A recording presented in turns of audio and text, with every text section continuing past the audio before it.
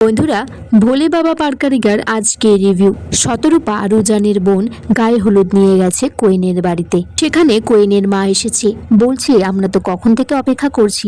আসলে উজানের গায়ে হলুদটা আমার মেয়ের গায়ে মাখানো হবে, তো তা আপনারা এত তথ্য কেন নিয়ে এসেছেন? এসবের তো প্রয়োজন ছিল না। কোয়েনের মা বলছে উজানের বোনকে যে তুমি ব্যাঙ্গালোর থেকে আসো আর বারাসাত থেকেই আসো, খেয়ে কিন্তু যেতেই হবে। আমার মেয়ের বিয়ে বলে কথা, একটা কল্যাণ ও কল্যাণের ব্যাপার আছে। শতরূপা বলছে উজানের বোন আমান, ওর বর তো বিদেশে চলে যাচ্ছে আজকে, তাই তো ও কিছুদিন আমাদের বাড়িতেই থাকবে। ও থাকলেই আমাদের বাড়িটা একদম জমজমাট হয়ে থাকে। কোয়েনের ঠাম্মি ওদেরকে খাবার জন্য একটু জোর করে, বলে কিনা আমরা সন্ধ্যাবেলা এসে একেবারে পেট ভরে খেয়ে যাব। আমান তখন বলে যে কোয়েনকে দেখবে, সে তো দেখেইনি, খুব নাকি শান্তশিষ্ট মেয়ে একটা। সেখানে কোয়েনের বোন কেয়া আসে, বলে একটু গল্প করো আমাদের সাথে। বলছে আমার তো বান্ধবীরা এসেছে। আমান শতরূপাকে বলছি, মেজমা তিতির আর ভ্রমরদি ওরা আসলো না? বলছে বলেছি তো, কিন্তু না আসলে কি করব বল। শতরূপা বলছে শুনুন, আপনাদের মেয়েকে আমাদের ছেলেকে কিন্তু একেবারে বশ করে নিতে হবে। ও তো একটু রাগে মেজাজের, তাছাড়া আপনাদের মেয়ের আমাদের বাড়িতে কোনো অসুবিধা হবে না, ওকে তো সবাই ভালোবাসবে।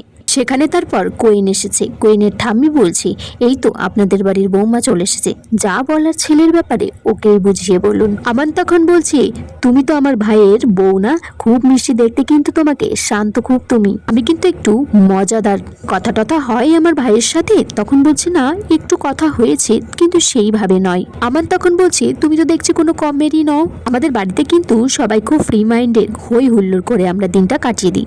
এই তো মেজমা, আমার যে ফুলসজ্জা হয়েছিল তার পরের দিন তো আমার কাছে জানতে চেয়েছিল যে আমরা কি কি হলো না হলো। আমান বলছি তুমি লজ্জা পাচ্ছ কেন? মেজমা তো তোমাকেও জিজ্ঞাসা করবে ফুলসজ্জার পরের দিন, তাই তো তোমাকে আগে থেকে জানিয়ে দিলাম। বলছে আমাকে কিন্তু আপনাদের সামনে এসব কথাগুলো বলা উচিত হয়নি, আমাকে কিন্তু আপনারা বাচাল ভাববেন না।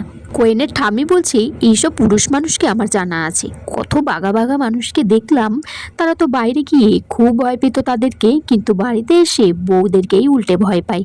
এই তো ওর দাদুও তো তাই ছিল, বাড়ির লোক তো তাকে অনেক ভয় পেত, কিন্তু আমার কাছে এসে একেবারে জব্দ হয়ে যেত।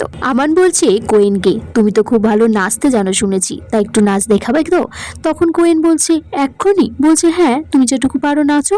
তখন কোয়েন মনে মনে বলছে যে রত্নজিৎ তুমি কিন্তু আমার এই সাজানো সংসারটা ভেঙে দিও না। দেখেছো তো আমার শ্বশুর বাড়ির লোক কত ভালো, ও একটু বেশি রাশবাড়ি গৌমী টাইপের, রাগী মেজাজের, আমি সবটা সামলে নিতে পারবো। তারপর কোয়েনের গায়ে হলুদের ব্যবস্থা করা হয়েছে।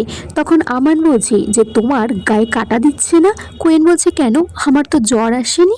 আমান বলছে কেন, জ্বর জ্বর ভাব লাগছে না? এই যে তোমার বরের গায়ে ছোঁয়ানো হলুদ তোমার গায়ে মাখানো হচ্ছে, তোমার গায়ে কাটা দিচ্ছে না? আমান বলছে তুমি কিন্তু বড্ড রসকসীন মানুষ। কোয়েন তখন বলছে কি যে বলো না।